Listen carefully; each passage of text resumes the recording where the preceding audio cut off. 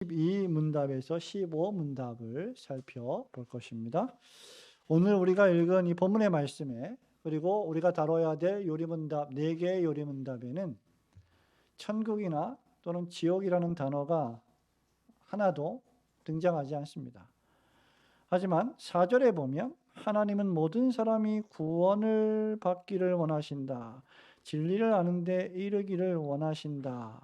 또 5절에 중보자는 한 분이시다. 6절에 바로 그가 모든 사람을 위한 대속물이라는 말씀에 우리가 받은 구원이 어디로부터의 구원인지, 지옥으로부터의 구원이라는 사실이 이 말씀 속에 암시되어 있음을 우리는 발견하게 됩니다. 우리가 받은 구원은, 여러분이 받은 구원은, 여러분이 지금 이 자리에 앉아서 하나님을 예배하고 경배하게 된 이 놀라운 은혜의 구원은 거두절미하고 노골적으로 말하자면 지옥으로부터의 구원이요 죽음으로부터의 구원입니다. 하지만 여러분, 오늘날 우리 그리스도인들 사이에 지옥을 주제로 이야기 나누는 모습은 별로 찾아보기가 어렵습니다. 오늘 여러분 점심 식사하시면서 성도의 교제를 나누면서 여러 가지 신앙상의 이야기를 하셨을 텐데 지옥에 관해서 혹시 얘기하신 적 있으십니까 오늘? 예. 어제는 있으셨습니까?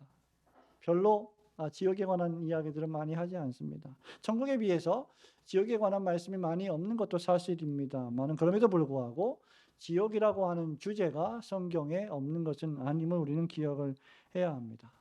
그럼에도 불구하고 어떤 사람들은 지옥이나 천국, 천국이나 지옥이라는 존재, 장소 자체를 부인합니다.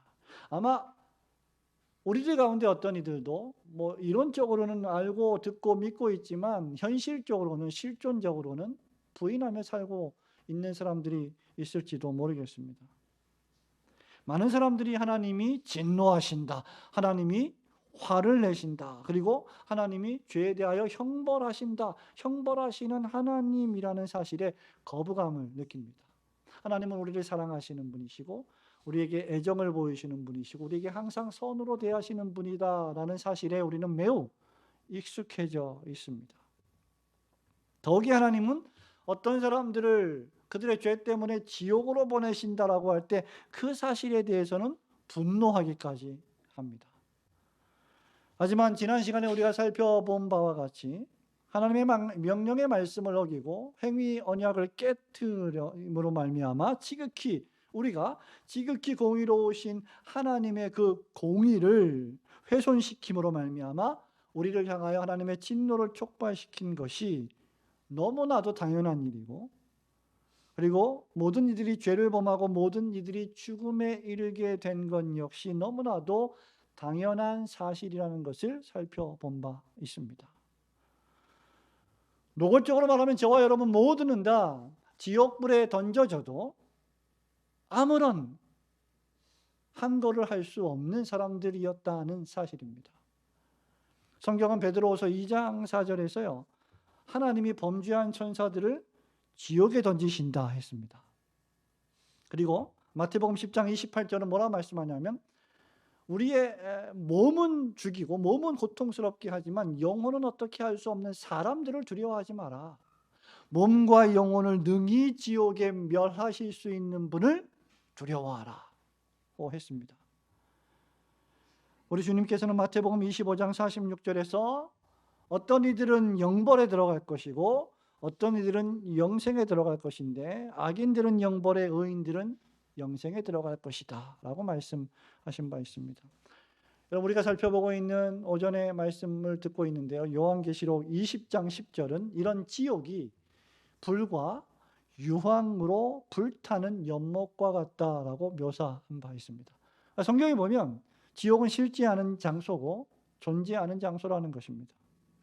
하지만 현대인들은 이런 성경의 진리를 애써 외면합니다.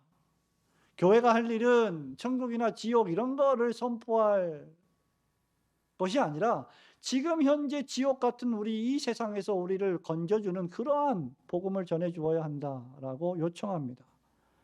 교회가 할 일은 사회 정의를 구현하는 일이라고 말을 합니다. 사회의 복지에 더 신경을 써야 하고 환경을 보존하는 것이라 말합니다. 어떤 사람들은 교회와 그리스도인들이 이 세상의 어려운 사람들을 돕고 실천해야 하며 그것이 교회가 할 일의 전부다라고까지 말하고 있습니다. 그러면서 그들은 죽음 이후에 영원한 지옥불에 던져져서 그 영원한 지옥 형벌 가운데 죄인들이 고통을 당할 수 있다는 사실에 전혀 관심을 기울이지 않고 있습니다.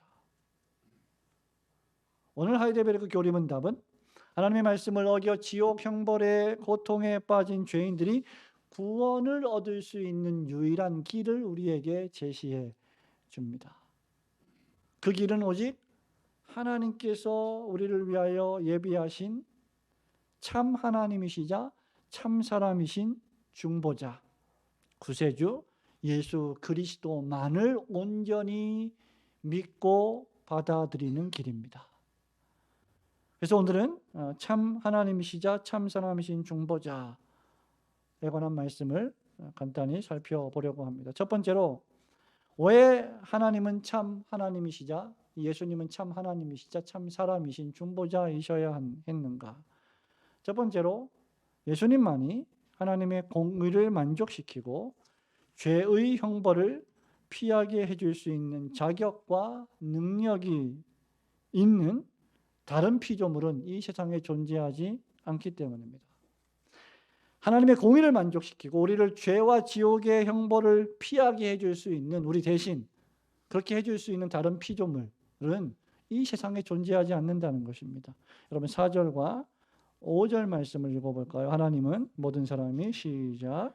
하나님은 모든 사람이 구원을 받으며 진리를 아는 데 이르기를 원하시느니라.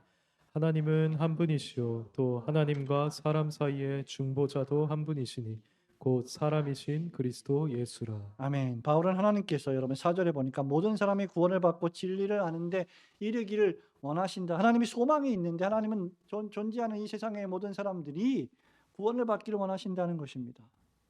하나님의 사랑은 너무나 크고 광대해서 어느 한 지역이나 어느 한 계급이나 어느 한 인종에 하나님의 사랑이 제한되지 않으십니다. 그런데 여기 모든 사람이라고 할 때 모든이라고 하는 이 모든의 뜻은 한 사람 한 사람 각자 개인을 포함하는 인류의 모든 숫자, 존재하는 모든 인류를 가리키지는 않습니다. 여기 모든 사람은 나라나 민족이나 계급이나 신분이나 인종을 넘어서는 차별이 없는 모든 사람을 뜻합니다. 우리 하나님의 뜻은 계급이나 인종이나 국적의 구별 없이 모든 사람이 구원받기를 원하시는 것입니다. 하나님이 세상을 이처럼 사랑하사라고 할 때 그 세상 역시 이 세상에 있는 사람들 가운데 택한 세상 모든 사람들을 가리킵니다. 왜냐하면 하나님은 한 분이시요 하나님과 사람 사이의 중보도 한 분이시기 때문이라고 5절에 말하고 있기 때문입니다.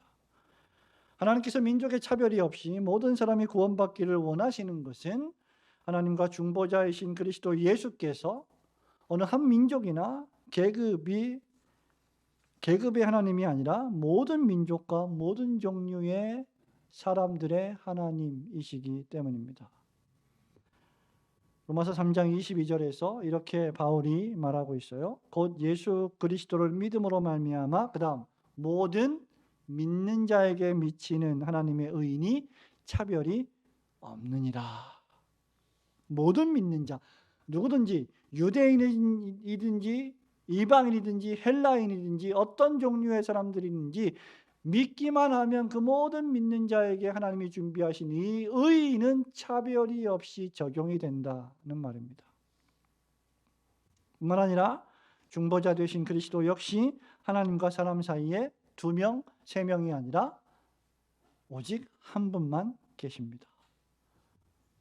백인을 위한 중보자가 따로 있고 흑인을 위한 중보자가 따로 있지 않습니다. 모든 인종의 중보자가 오직 한 분만 계십니다. 그러므로 모든 민족과 모든 나라와 모든 인종의 사람들이 구원을 받으려면 오직 한 분, 하나님과 사람 사이에 중보자 되신 한 분 그리스도 예수께만 나아와야 합니다.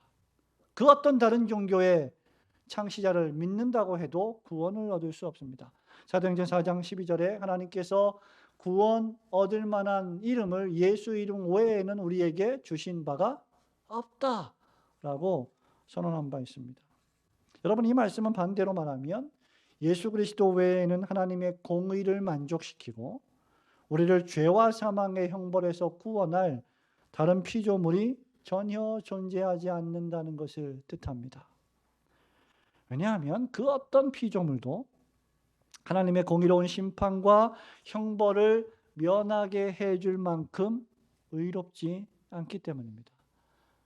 여러분, 오늘 성화교리 배우셨죠? 여러분이 배운 성화교리가 이것을 웅변적으로 증거해 줍니다. 하나님의 공의를 만족시키려면 우리의 거룩이 완전해야 하고 흠이 없어야 하고 그 어떤 불순물도 섞여 있지 않아야 합니다. 그러나 우리는 그렇지 못한 존재입니다. 우리가 하는 선행조차라도 그 안에 불순물이 섞여 있어 하나님 보시기에 합당하지 않고 오히려 하나님의 진노를 사기에 충분하다는 말씀을 여러분은 배웠을 것입니다.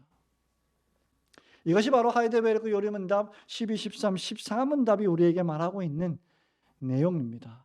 여러분, 이 말씀도 우리가 왜 계속 공부해야 할까요? 지난주, 지난 시간, 또 이번 시간, 또 다음 시간에 이르기까지 중보자 되신 참 하나님, 참 사람에 대해서 배워야 하는데 이렇게 자꾸 이런 말씀들을 또 반복하여 배울 이유가 무엇입니까? 이유는 여러분 스스로가 평생 동안 신앙생활을 하면서 여러분 자신을 의지하고 교만해질 가능성이 매우 크기 때문입니다. 우리가 그런 존재라는 말이에요. 우리가 잠깐 그리스도를 바라보는 눈을, 그 시야를 가려서 나 자신을 바라보게 되면 우리의 신앙생활에 문제가 발생하기 때문입니다.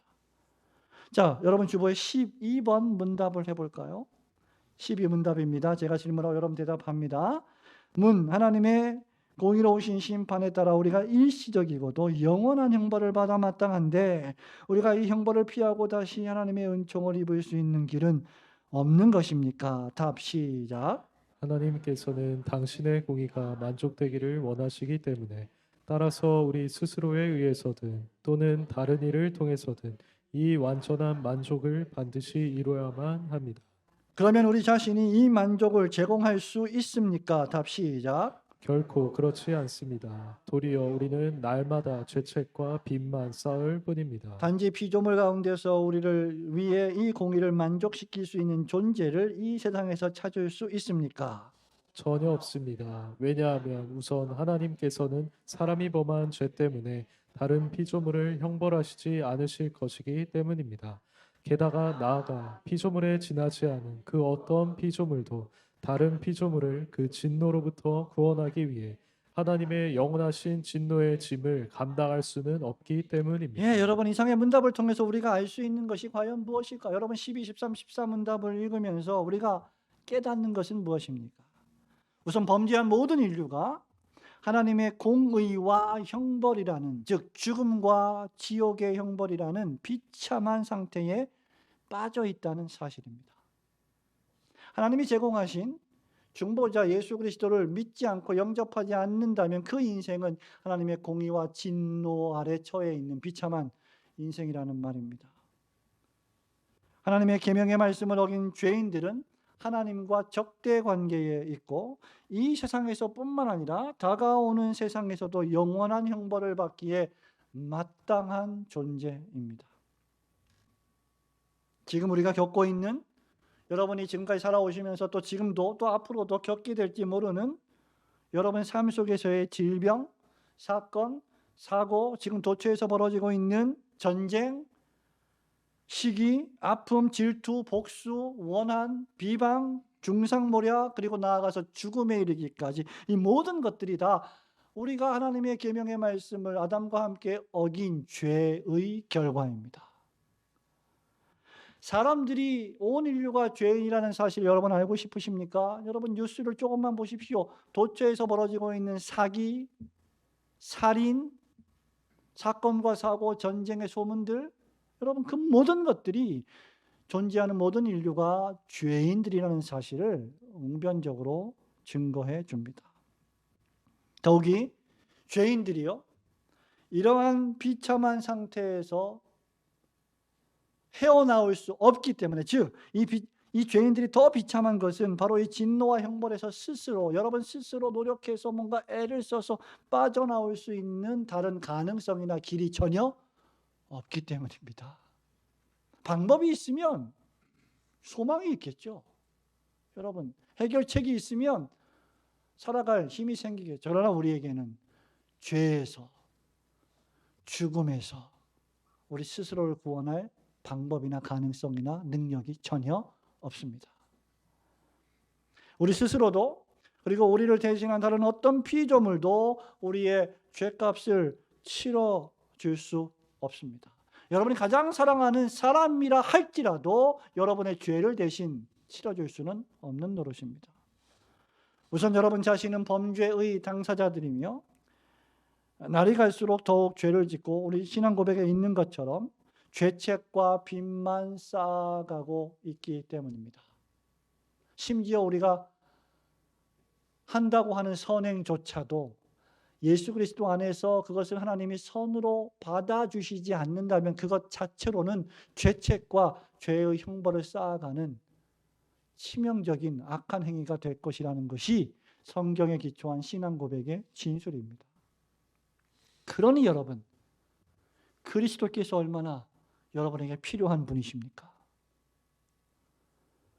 살아가면 살아갈수록 더 거룩하고 경건하기는커녕 영적으로 자라지 못하고 때때로 후회와 한숨만 쉬는 존재들이 바로 우리들이 아닙니까? 작년에 저질렀던 연약을 오늘 또 저지르는, 그래서 진보하지 못하는 자신의 상태를 보고 후회하고 한숨을 쉬는 존재들이 바로 우리들이 아닙니까? 나이 한 살 한 살 더 먹어가면 더 성장하고 더 성숙해야 하는데 여전히 어린아이와 같은 상태에 있는 모습을 발견할 때 우리는 얼마나 우리 자신이 슬픕니까?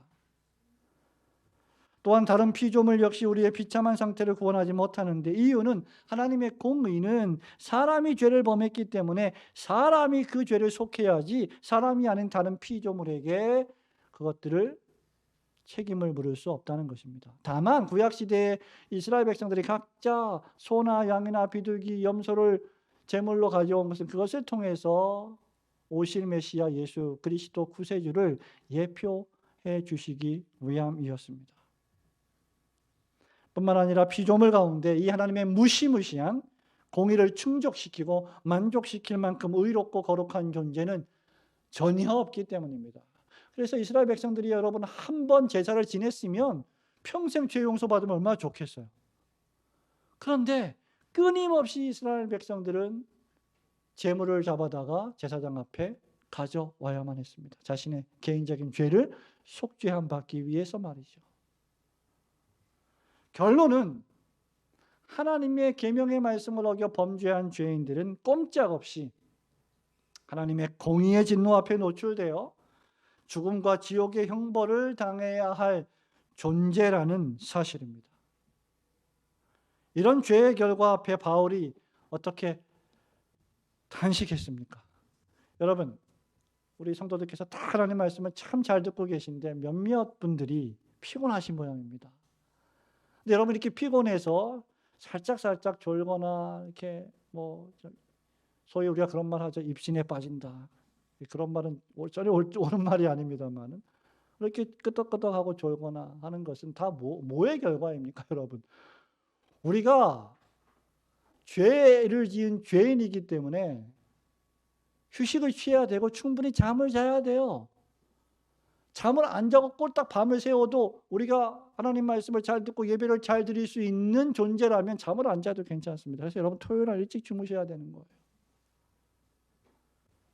여러분 전부 다 죄의 결과들입니다. 저는 여러분들 정말 토요일 날 11시, 12시, 1시, 2시까지 안 주무시고 주일날 온전히 거룩하게 경건하게 정신 말짱하게 예배드리고 기쁨과 즐거움으로 주일을 보낼 수 있다면 그렇게 하라고 하겠습니다. 근데 성경이 괜히 안식일을 기억하여 거룩히 지키라고 했겠습니까? 청교도 목사들이 괜히 토요일을 안식일의 예비일이라고 주일을 준비하는 날이다. 그날로 써라라고 했겠습니까? 왜 이 이야기를 하냐면 나는 안 졸고 싶거든요. 안 쓰러지고 싶은데 나는 졸려요. 쓰러집니다. 그래서 날 믿으면 안 돼요, 여러분. 여러분 자신을 믿으면 안 됩니다. 쉬어줘야 돼요. 바울이 로마서에 7장 21절에서 뭐라고 탄식합니까? 그러므로 내가 한 법을 깨달았노니 곧 선을 행하기 원하는 나에게 악이 함께 있는 것이로다.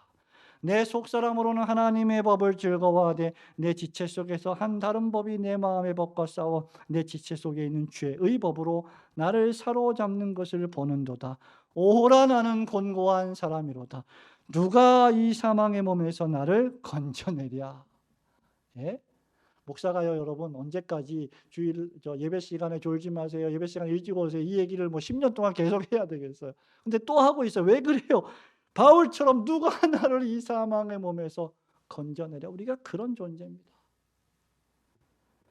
그렇게 여러분, 지극히 공의로우시고 자비로우신 하나님께서 허물과 죄로 죽은 우리를 구원하시기 위하여 중보자이신 그리스도 예수를 선물로 보내주신 것입니다. 우리 스스로는 이 참혹한 죄의 진노와 형벌에서 구원할 수 없음을 깨달으시고 겸손히 우리의 중보자 되시는 예수 그리스도만을 믿고 의지하며 섬기시기를 주님의 이름으로 축원합니다. 왜 하나님은 예수 그리스도를 참 하나님이자 참 사람으로 삼으셔서 중보자로 정하셨는가? 그 이유는 오직 완전한 하나님이시자 완전한 참 사람 되신 중보자 그리스도만이 우리를 하나님의 의로우신 심판으로부터 피하게 만들어 주시기 때문입니다. 여러분 5절과 6절 말씀을 또 한번 읽어볼까요? 5절입니다. 하나님은 한 분이시오. 시작. 하나님은 한 분이시요 또 하나님과 사람 사이에 중보자도 한 분이시니 곧 사람이신 그리스도 예수라. 그가 모든 사람을 위하여 자기를 대속물로 주셨으니 기약이 이르러 주신 증거니라. 아멘. 죄인이 스스로를 구원할 방법이 없기에 하나님은 그리스도 예수를 하나님과 사람 사이의 중보자로 세우셨고 그리스도께서는 모든 사람을 위하여 자신을 대속물로 드림으로써 우리를 죄와 사망의 지옥의 권세에서 구원해 주셨고 이것은 하나님께서 성부와 성자와 성령이 영원 전에 창세 전에 이미 신비한 방식으로 맺으신 언약이요 협약이요 계약입니다. 이것을 우리는 구속의 협약 또는 은혜의 언약이라고 부릅니다. 행위 언약을 깨뜨린 첫째 아담을 대신하여 그래서 둘째 아담이신 그리스도께서 은혜 언약의 협약대로 참 사람이 되어 이 세상에 오신 것입니다. 여기 중보자 되신 예수 그리스도께서는 6절에 보니까 자신을 모든 사람의 구원을 위하여 대속물로 드리셨다라고 하는데 이 대속물은 다른 말로 속전이라고 부릅니다. 속전이란 말은 좀 어려운 한자 용어인데요. 영어로 ransom이라고 부르기도 하는데 이것은 대신 지불해 주는 보상금으로서 상업적인 용어로서 어떤 상업을 해서 물건을 사거나 또는 이 당시에 노예를 사들일 때 이 노예의 값을 내가 돈을 지불하고 내 것으로 삼는다는 뜻을 가지고 있습니다. 그러니까 예수 그리스도께서 자신의 생명을 우리를 위한 값으로 속전의 값으로 십자가에서 희생하신 것입니다. 우리가 성찬식을 참여할 때마다 주님이 찢기 오신 살도 흘리신 보혈을 떡과 포도주로 먹고 마시는데 그것이 역시 우리에게 뭘 보여줍니까? 우리를 위해 속전으로 자신의 생명을 드리신 이 값이 얼마나 귀중한 것인지를 보여주는 것입니다. 이것이 중보자의 특색입니다. 여러분, 중보자의 아주 쉬운 말은 중개인이에요. 옛날에는 뭐 이런 복덕방 들어보셨죠? 복덕방 중개인들, 뭐 브로커들 이렇게 불렀잖아요. 이런 중개인들은 세입자와 그리고 임차인과 임대인 사이를 그냥 다리를 놓아주고 어느 정도 커미션을 받는 그런 역할만 합니다. 이 중개인이 스스로 어떤 사람을 대신해서 화해를 시키거나 어떤 사람을 대신해서 속전가를 지불하거나 자신의 생명을 대신해 주지는 않습니다. 오직 십자가에서 희생당하신 분만이 그래서 죄인들의 중보자가 될 수 있습니다. 자신의 생명을 속전으로 하나님의 공의를 만족시키시고 하나님의 형벌을 친히 당하셨으며 죄인을 향하신 하나님의 진노를 그다음 아주 어려운 용어로 위무시키셨다는 것입니다. 위무시키셨다라는 propitiation이라는 단어는 누그러뜨리셨다. 정확한 한글로 번역하기가 너무 어려운 단어예요. 죄인을 향하신 하나님의 진노를 그리스도께서 십자가 보혈로 푸셨다. 누그러뜨리셨다. 완화시키셨다 하는 뜻입니다. 그렇다면 이 중보자 예수 그리스도는 어떻게 이렇게 하실 수 있었을까? 그것이 바로 마지막 15문답이 우리에게 가르쳐주고 있는 말씀입니다. 문답해 봅니다. 그렇다면 우리는 어떠한 중보자와 구원자를 찾아야 합니까? 답 시작. 우리는 참 사람이시면서 완전히 의로우신 분을 찾아야 합니다. 동시에 모든 피조물보다 능력이 뛰어나신 분, 즉 참 하나님을 찾아야 합니다. 그분이 바로 예수 그리스도이시죠. 참 사람이시면서 완전히 의로우신 사람 말입니다. 동시에 죄를 용서하실 수 있는 능력을 가지신 전능하신 제2위 성자 하나님이십니다. 그분이 바로 예수 그리스도이시고 그분이 바로 오늘 공교롭게도 오예배 때 성경 낭독으로 읽었던 마태복음 1장이 기록하고 있는 임마누엘 하신 예수 그리스도이십니다. 즉 다윗의 후손 사람으로 오신 그리스도, 동시에 성결의 영으로는 부활하여 하나님으로 인정을 만국에서 받으신 참 하나님, 그분 예수 그리스도이십니다. 사실 우리가 오늘 살펴보고 있는 이 12문답부터 15문답에는 예수 그리스도라는 이름을 찾아볼 수가 없습니다. 그리고 지옥이라는 단어도 나타나지 않습니다. 그러나 요리문답은 암묵적으로 우리를 지옥 형벌에서 완전히 구원하실 수 있는 분은 중보자 예수 그리스도 한 분밖에 없음을 분명히 하고 있습니다. 그 어떤 인간도 피조물도 하나님의 영원하신 진노를 스스로 감당할 수 없습니다. 그럴 자격도 없고 능력도 없습니다. 그렇기에 우리에게 참 하나님이시자 참 사람이신 중보자 예수 그리스도가 필요한 것입니다. 한편으로는 율법의 명령을 어겨 타락한 우리를 구원할 자격을 갖춘, 즉 모든 율법을 완전히 준행하신 완전히 의로우신 사람이 우리에게 필요하며, 왜? 우리는 의롭지 못하기 때문에, 우리는 거룩하지 않기 때문에 우리를 위하여 의로운 계명의 말씀을 모두 순종해 주신 그분의 의가 필요하며, 또 다른 한편으로는 하나님의 진노와 형벌의 무게를 감당할 신적인 존재가 필요한 것입니다. 이런 의미에서 바울은 로마서 10장 4절에서 그리스도는 모든 믿는 자에게 그 다음 의를 이루기 위하여 율법의 마침이 되시니라고 했습니다. 그리스도는 우리의 의이십니다. 베드로전서 3장 18절에서 베드로 사도가 이렇게 말합니다. 그리스도께서도 단번에 죄를 위하여 죽으사 의인으로서 불의한 자를 대신하셨으니 이는 우리를 하나님 앞으로 인도하려 함이라. 완전히 의로우신 사람이신 그리스도께서 죄를 위하여 단번에 죽으심으로 불의한 우리들을 대신해 주셨다는 사실입니다.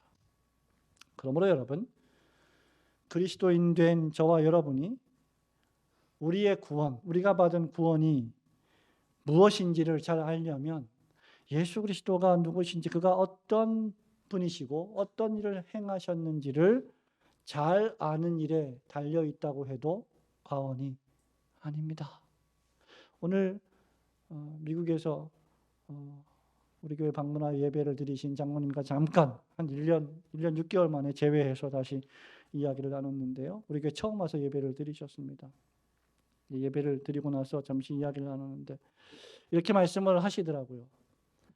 한국 교회에 많은 대형 교회들이 있는데 대형 교회에서 이런 하나님의 말씀을 들을 수 없고, 오늘 목사님의 교회 예배를 드리고 설교를 들으면서 한국 교회의 소망이 비록 숫자가 많지 않지만 참되게 하나님의 말씀을 전하는 이런 교회들에게 있다는 것을 또 한 번 깨닫고 기쁨으로 돌아가게 됩니다. 이런 말씀을 하셨습니다. 여러분, 우리가 왜 이것이 중요한 것으로 여겨야 합니까? 우리의 신앙생활은 단순히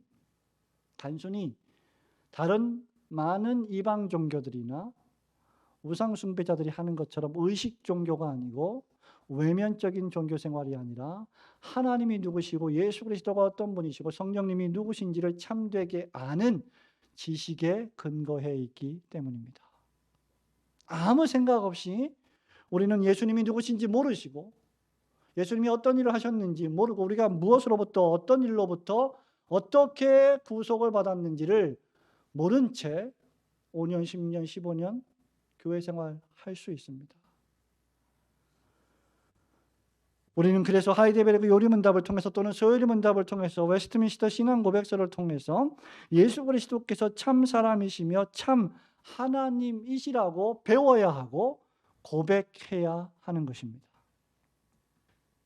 이것은 성경이 선포하는 진리이고 초대교회로부터 수백 년 동안 교회가 이 진리를 지키기 위해 이단들과 날이면 날마다 피나는 영적인 전투를 벌여야 했던 진리들이었습니다. 여러분, 그 대표적인 이단이 주후 3세기, 4세기경부터 16세기에 이를 때까지 주로 4세기, 5세기, 6세기에 예수 그리스도에 대한 이 이단적인 가르침들이 많이 발생했는데 그 대표적인 사람이 바로 아리우스라고 하는 존재입니다. 이 시간에 우리 신학 강좌가 아니기 때문에 이런 것들을 다 말씀드리면 내내 설교를 해도 시간이 부족할 거예요. 아리우스는 예수 그리스도가 하나님이 아니며 출생이 있으며 창조되었다라고 주장하므로 하나님의 아들로 인정은 되었지만 하나님은 아니며 하나님보다 열등한 존재라고 주장했습니다. 삼위일체 교리를 정면으로 위배하는 이단이죠. 또한 라오디게아 감독이었던 아폴로나리우스는 예수님의 신성이 인간의 영을 흡수하고 대치해서 예수님의 인성은 이성이 없는, 여러분 다 이성이 있잖아요. 생각하고 말하고 행동하지 않습니까? 그 이성이 없는 인성이라고 주장함으로 허울뿐인, 그냥 이름뿐인 인성이라고 주장함으로 예수님의 인성을 부정하게 되었습니다. 마지막으로 유티커스 또 콘스탄티노플의 주교였던 네스토리우스는 그저 예수님이 하나님처럼 보였을 뿐이다, 하나님은 아니다라고 주장함으로 예수님의 신성을 부정했습니다. 그러니까 초대교회 이단들은 전부 다 두 가지 중에 하나예요. 예수님의 인성을 부인하고 신성을 높이든지, 어떻게 거룩하신 하나님의 아들 예수 그리스도께서 더러운 사람이 될 수 있느냐, 이겁니다. 또 하나는 예수님의 인성을 너무나 지나치게 강조한 나머지 예수님의 신성을 부인하는 이 두 가지 극단으로 달렸습니다. 그래서 이것을 통합해 보고자 했던 사람이 있는데 바로 유티커스라고 하는 사람이에요. 이 사람은 또 다른 이단인데 유티커스 이단은 그리스도의 신성과 인성이 혼합되어서 이제는 신성도 인성도 아닌 제3의 존재가 되었다라고 주장을 합니다. 그래서 예수 그리스도의 신성과 인성의 완전한 연합을 부정했습니다. 여러분, 이런 것들이 왜 중요한지 아십니까? 이러한 것들을 올바로 이해하지 못하고 있을 때 우리의 구원의 인식에 결함이 생길 수 있기 때문이죠. 예수 그리스도 구세주에 대한 바른 인식은 참된 구원을 낳게 됩니다. 예수님에 대해서 잘못된 생각을 가지고 있으면 우리가 들은 복음도 구원도 잘못될 가능성이 매우 크기 때문입니다. 예수 그리스도에 대한 이러한 잘못된 이해들은 우리의 구원을 위해 그래서 치명적으로 중요합니다. 교리를 배워야 할 이유들이 여기에 있습니다. 때때로 우리는 이 교리를 배워나가면서 우리가 다 이해하지 못하는 것들도 많이 있어요. 하나님의 작정과 예정과 섭리, 하나님의 절대하신 주권과 인간의 책임의 문제, 전도와 선교의 문제, 이 모든 것들을 우리가 완전히 이해하기 어렵습니다. 그래서 제가 늘 신학교에서 가르칠 때마다 우리 신학생들에게 늘 강의의 첫 시간에 늘 그런 이야기들을 합니다. 유한자는 무한자를 품을 수 없다. 헤반 바빙크가 했던 말인데요.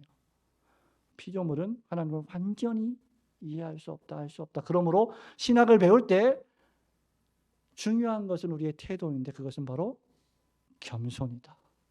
우리가 다 알지 못하는 것은 하나님께 맡기고 우리가 알 수 있는 것들은 부지런히 배우는 것이 우리의 책무이지, 우리가 완전히 이해하지 못하는 것을 왜 그렇느냐고 따지면서 회의를 갖는 것은 바람직하지 않다는 것입니다.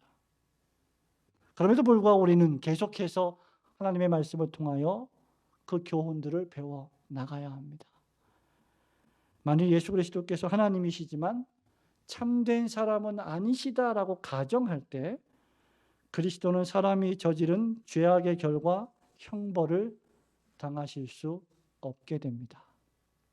십자가에 달려 돌아가실 수 없고, 그렇다 하더라도 그 효력이 발생하지 않을 것입니다.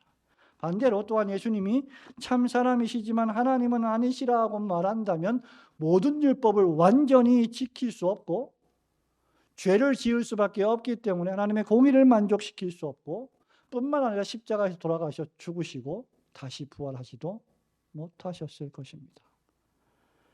그렇게 하이델베르그 요리문답이 예수님을 완전히 의로우신 참 사람이시자 동시에 모든 피조물보다 능력이 뛰어나신 참 하나님이십니다라고 고백하고 있는 것입니다. 여러분, 이런 표현들을 괜히 만들어낸 것들이 아니에요. 이러한 예수 그리스도의 신인 양성교리, 이것을 우리는 신인 양성교리라고 부릅니다. Two natures in one person 이라는 표현을 쓰거든요. 한 분 그리스도 안에 있는 두 본성, 신성과 인성의 교리. 여러분, 복음서를 읽어보면 예수님이 사람이었던, 사람으로 표현했던 감정들 많이 나와 있지 않습니까? 예루살렘을 보고 우셨던 것, 분노하셨던 것, 호통을 치셨던 것, 성전장을 뒤집어 엎으셨던 것, 배고프셨던 것, 전부 인성의 표현들입니다. 이러한 신인 양성교리를 가장 정확하게 정립한 종교회의가 주 451년의 칼게톤 종교회의였는데, 여기서 신학자들은 예수 그리스도의 신성과 인성, 즉 참 하나님이시자 참 사람을 설명하기 위해 네 가지 부정어를 사용했습니다. 그것이 바로 혼합 없이, 신성과 인성의 혼합 없이, 두 번째 변화 없이, 세 번째 분할 없이, 네 번째 분리 없이. 이만큼은 신성이고 이만큼은 인성이 아니라는 거죠. 신성과 인성이 분리되지도 않는다는 것이죠. 완전히 연합되어 있지만 구분할 수 있다는 것입니다. 이런 분이 바로 우리의 구세주이시고 우리의 중보자이십니다. 여러분, 우리를 위한 완전한 하나님이시자 완전한 사람이신 주 예수 그리스도를 여러분의 중보자와 구세주로 믿고 고백하시며 주님께 항상 베푸신 구원의 은혜에 감사하며 살아가시는 성도들이 되시길 주님의 이름으로 축원합니다.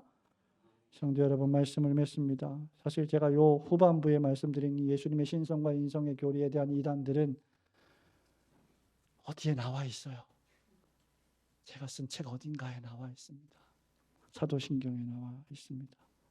그 부분을 참조하시면 또 도움이 되실 겁니다. 성도 여러분, 세상의 그 누구도 여러분의 죄를 사해 줄 수 없습니다.